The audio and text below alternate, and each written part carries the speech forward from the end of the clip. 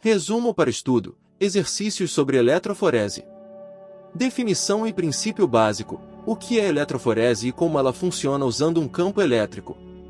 Tipos comuns: os principais tipos de eletroforese usados em laboratórios biomédicos: agarose, poliacrilamida, capilar. Aplicações biomédicas: exemplos práticos de uso da eletroforese: diagnóstico de doenças genéticas, análise de proteínas. Componentes da técnica: o papel do gel, agarose versus poliacrilamida, e do tampão, buffer. Mecanismo de migração: por que as moléculas se movem em direção a um polo específico. Visualização: a importância da coloração após a separação. Este material é ideal para revisar os conceitos essenciais da eletroforese de forma direta e objetiva. Resolução detalhada dos exercícios sobre eletroforese. Vamos agora resolver cada questão do documento, explicando o passo a passo conceitual e o porquê de cada resposta apresentada. Exercício 1. Exercício sobre eletroforese.pdf, questão 1 e resposta 1. O que é a eletroforese e qual é seu princípio básico de funcionamento? Respostas. Eletroforese é uma técnica de separação de moléculas com base em sua carga elétrica e tamanho, utilizando um campo elétrico. O que a questão pede? A definição de eletroforese e seu princípio fundamental. Resposta fornecida: eletroforese é uma técnica de separação de moléculas com base em sua carga elétrica e tamanho, utilizando um campo elétrico. Explicação detalhada. O que é eletroforese? É uma técnica de separação. Isso significa que seu objetivo é pegar uma mistura de diferentes substâncias, moléculas, e separá-las umas das outras. Por quê?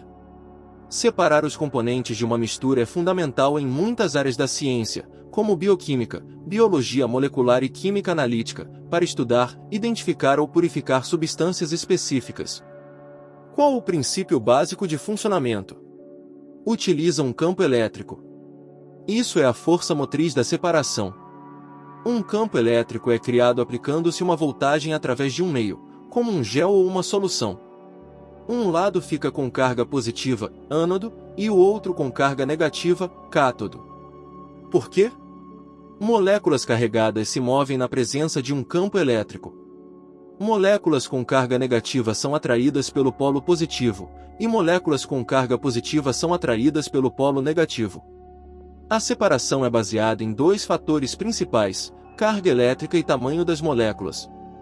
Carga elétrica: moléculas com maior carga líquida, mais negativas ou mais positivas, sentirão uma força elétrica maior e tenderão a se mover mais rapidamente através do meio. Tamanho: as moléculas se movem através de um meio poroso, geralmente um gel. Moléculas menores conseguem passar pelos poros do gel mais facilmente, portanto, se movem mais rapidamente. Moléculas maiores encontram mais resistência e se movem mais lentamente. Por quê? A combinação da força elétrica, que empurra a molécula, e a resistência do meio poroso, que a retarda, faz com que diferentes moléculas se movam em velocidades distintas, permitindo a separação. Moléculas com a mesma carga, mas tamanhos diferentes, se separam.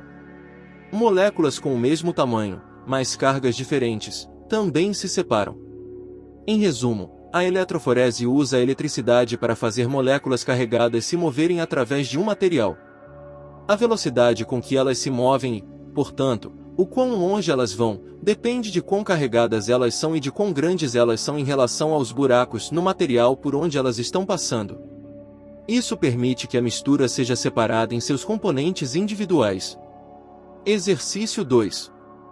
Quais são os principais tipos de eletroforese utilizados em laboratórios de análises biomédicas? Respostas. Os principais tipos incluem eletroforese em gel de agarose, eletroforese em gel de poliacrilamida, PEID, e eletroforese capilar. O que a questão pede? Nomear os tipos mais comuns de eletroforese em laboratórios biomédicos. Resposta fornecida. Os principais tipos incluem eletroforese em gel de agarose, eletroforese em gel de poliacrilamida, PEID, e eletroforese capilar. Explicação detalhada.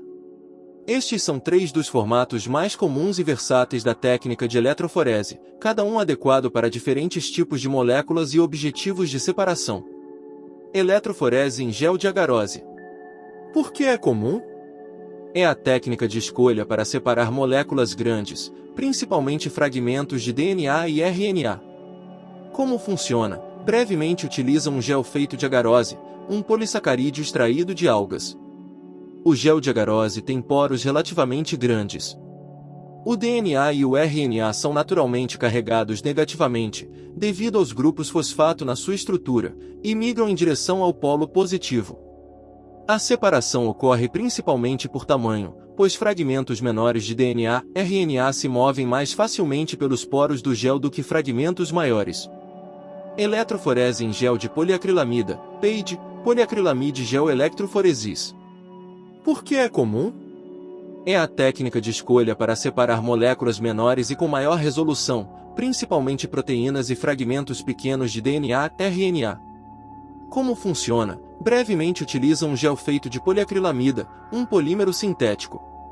O gel de poliacrilamida tem poros menores e mais controláveis do que o gel de agarose, permitindo uma separação mais fina.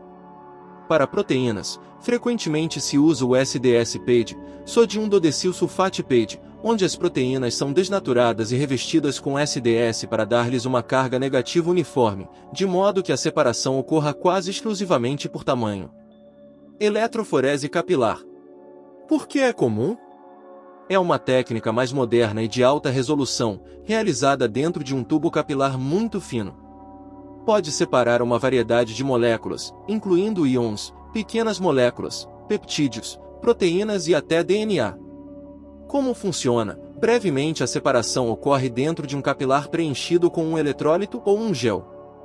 A detecção é feita online, à medida que os componentes saem do capilar. Oferece alta eficiência, rapidez e requer pequenas quantidades de amostra. O mecanismo de separação pode variar: eletroforese zonal, eletroforese capilar em gel, eletrocromatografia micelar, etc., baseando-se em carga, tamanho ou interações com fases estacionárias.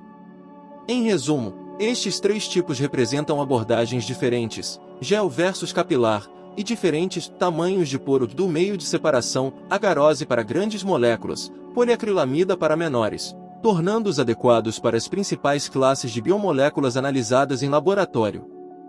Exercício 3. Cite 2 exemplos de aplicação da eletroforese em análises biomédicas. Respostas: identificação de mutações genéticas e análise de proteínas em amostras de soro. O que a questão pede? 2 usos práticos da eletroforese em laboratórios que analisam materiais biológicos. Resposta fornecida: identificação de mutações genéticas e análise de proteínas em amostras de soro. Explicação detalhada. Estes são exemplos clássicos de como a eletroforese é aplicada na prática biomédica. Identificação de mutações genéticas. Como a eletroforese ajuda? Muitas mutações genéticas envolvem alterações no DNA, como deleções, perda de um pedaço de DNA, inserções, adição de um pedaço de DNA, ou substituições que podem criar ou destruir sítios de corte para enzimas de restrição. Essas alterações resultam em fragmentos de DNA de tamanhos diferentes quando o DNA é cortado por essas enzimas. Por que a eletroforese é usada? A eletroforese em gel de agarose é perfeita para separar fragmentos de DNA por tamanho. Ao comparar o padrão de bandas de DNA de um indivíduo com o de um indivíduo saudável, é possível identificar a presença de fragmentos de tamanhos anormais, indicando uma mutação. Exemplo prático: diagnóstico de doenças como anemia falciforme ou fibrose cística, mencionado no exercício 7, onde mutações específicas levam a fragmentos de DNA de tamanhos diferentes que podem ser visualizados no gel. Análise de proteínas em amostras de soro. Como a eletroforese ajuda? O soro sanguíneo contém uma mistura complexa de centenas de proteínas, albumina, globulinas, etc. Em certas doenças, a quantidade ou o tipo de algumas dessas proteínas pode mudar. Por que a eletroforese é usada? A eletroforese de proteínas, geralmente SDS-PEID ou eletroforese em gel de acetato de celulose, pode separar essas proteínas com base em seu tamanho ou carga. Ao correr uma amostra de soro em um gel, as diferentes proteínas se separam em bandas distintas.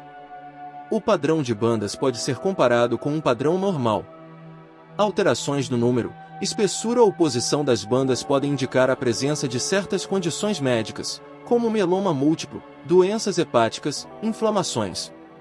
Exemplo prático: eletroforese de proteínas séricas para diagnosticar ou monitorar doenças que afetam a produção de proteínas no sangue.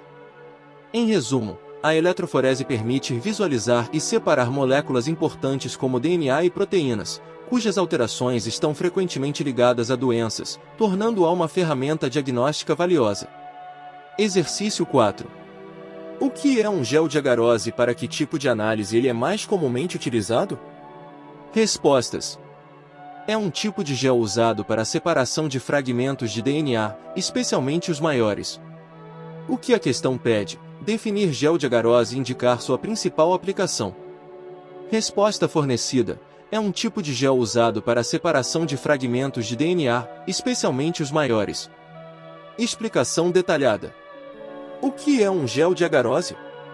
É uma matriz porosa feita de agarose, um polissacarídeo, um tipo de carboidrato complexo, extraído de algas marinhas. Como é feito? A agarose em pó é dissolvida em um tampão aquoso e aquecida. Ao esfriar, as cadeias de agarose formam uma rede tridimensional com poros, criando uma estrutura gelatinosa. A concentração de agarose na solução determina o tamanho médio dos poros do gel, maior concentração igual poros menores. Por que é usado? Ele serve como meio de suporte através do qual as moléculas carregadas migram sob a influência do campo elétrico. A rede de poros atua como uma peneira molecular. Para que tipo de análise ele é mais comumente utilizado? É usado principalmente para a separação de fragmentos de DNA e RNA. Por quê? O gel de agarose, dependendo da concentração, tem poros relativamente grandes. Isso torna ideal para separar moléculas grandes, como fragmentos de DNA que podem variar de centenas a dezenas de milhares de pares de bases. Fragmentos menores de DNA passam mais facilmente pelos poros e migram mais rápido, enquanto fragmentos maiores são mais retidos e migram mais lentamente. A resposta específica, especialmente os maiores, o que é correto, pois para fragmentos de DNA muito pequenos, menos de 100 pares de bases, ou para separações de altíssima resolução, o gel de poliacrilamida pode ser mais adequado. Em resumo, o gel de agarose é o caminho poroso feito de agarose por onde o DNA, principalmente, viaja na eletroforese. Seus poros grandes o tornam ideal para separar pedaços de DNA de tamanhos variados. Exercício 5. Qual é a função do tampão, buffer, na eletroforese? Respostas. O tampão conduz a corrente elétrica e mantém o pH constante durante o experimento. O que a questão pede? Explicar o papel do tampão na eletroforese. Resposta fornecida. O tampão conduz a corrente elétrica e mantém o pH constante durante o experimento. Explicação detalhada. O tampão, ou buffer, é uma solução aquosa que preenche a cuba de eletroforese e, no caso de eletroforese em gel, também é usado para preparar o gel. Ele desempenha duas funções cruciais. Conduzir a corrente elétrica. Por quê? A água pura não conduz bem a eletricidade. Para que haja um fluxo de elétrons, corrente elétrica, através do gel e da solução, são necessários íons. O tampão contém sais dissolvidos que se dissociam em íons, cátions e ânions. Como funciona? Esses íons no tampão se movem em direção aos eletrodos de carga oposta, completando o circuito elétrico e permitindo que a corrente flua. É essa corrente que estabelece o campo elétrico necessário para mover as moléculas da amostra. Manter o pH constante. Por quê? Muitas biomoléculas, como proteínas e ácidos nucleicos, possuem grupos químicos que podem ganhar ou perder prótons, H, dependendo do pH do meio. A carga líquida dessas moléculas é crucial para sua migração na eletroforese. Se o pH variar durante o experimento, a carga das moléculas pode mudar, afetando sua velocidade de migração e comprometendo a separação. Como funciona? Um tampão é uma solução que resiste a mudanças de pH quando pequenas quantidades de ácido ou base são adicionadas. Ele contém um parácido base conjugado que pode neutralizar H ou O gerados durante o experimento, por exemplo, pela eletrólise da água nos eletrodos. Ao manter o pH constante, O tampão garante que a carga líquida das moléculas da amostra permaneça a mesma durante toda a corrida eletroforética, permitindo uma separação baseada consistentemente em sua carga e tamanho intrínsecos. Em resumo, o tampão é essencial para que a eletroforese funcione, pois ele permite que a eletricidade passe pelo sistema e garante que as moléculas mantenham suas cargas, o que é fundamental para a separação. Exercício 6. Por que as moléculas migram em direção ao polo positivo durante a eletroforese? Respostas. Porque a maioria das moléculas biológicas, como DNA e RNA, possuem carga negativa e são atraídas pelo polo positivo. O que a questão pede? Explicar por que a migração é geralmente em direção ao polo positivo. Resposta fornecida. Porque a maioria das moléculas biológicas, como DNA e RNA, possuem carga negativa e são atraídas pelo polo positivo. Explicação detalhada. Princípio da atração de cargas opostas. Na física, cargas elétricas opostas se atraem, enquanto cargas iguais se repelem. Em um campo elétrico, uma partícula carregada se move em direção ao eletrodo com a carga oposta à sua. Por quê? O polo positivo, ânodo, tem um excesso de carga positiva, e o polo negativo, cátodo, tem um excesso de carga negativa. Uma molécula com carga negativa será puxada em direção ao polo positivo, e uma molécula com carga positiva será puxada em direção ao polo negativo. Carga do DNA e RNA. As moléculas de DNA e RNA possuem uma estrutura de esqueleto composta por grupos fosfato, por sobrescrito 3. Em pH fisiológico ou nos tampões comumente usados em eletroforese, esses grupos fosfato perdem prótons, são desprotonados, e adquirem uma carga negativa líquida. Por quê? Essa carga negativa é intrínseca à estrutura dos ácidos nucleicos e é distribuída uniformemente ao longo da cadeia. Carga das proteínas. As proteínas são compostas por aminoácidos, alguns dos quais possuem cadeias laterais que podem ser carregadas positiva ou negativamente, ou que podem ganhar, perder prótons dependendo do pH. A carga líquida de uma proteína depende da sua composição de aminoácidos e do pH do meio. Por quê? Em eletroforese de proteínas, especialmente SDS-PAGE, as proteínas são frequentemente tratadas com SDS, um detergente aniônico. O SDS se liga às proteínas em uma proporção constante e confere a elas uma carga negativa uniforme e alta, mascarando a carga intrínseca da proteína. Isso garante que todas as proteínas migrem em direção ao polo positivo e que a separação seja baseada principalmente no tamanho. Migração para o polo positivo. Como o DNA, RNA e a maioria das proteínas, especialmente em SDS-PAGE, possuem carga líquida negativa nas condições típicas de eletroforese, eles são atraídos e migram em direção ao eletrodo positivo, ânodo. Em resumo, a maioria das moléculas biológicas analisadas por eletroforese, DNA, RNA, e proteínas tratadas com SDS, têm carga negativa. Como cargas opostas se atraem, essas moléculas se movem em direção ao polo positivo do campo elétrico. Exercício 7. Como a eletroforese pode ser usada para diagnosticar doenças genéticas? Respostas. Permite visualizar fragmentos de DNA ou RNA alterados, como na anemia falciforme ou fibrose cística. O que a questão pede? Explicar o uso da eletroforese no diagnóstico de doenças genéticas.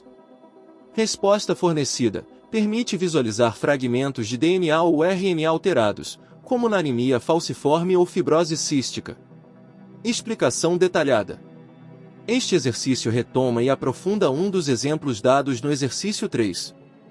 Base das doenças genéticas. Doenças genéticas são causadas por alterações, mutações, no material genético de um indivíduo, DNA ou, em alguns vírus, RNA.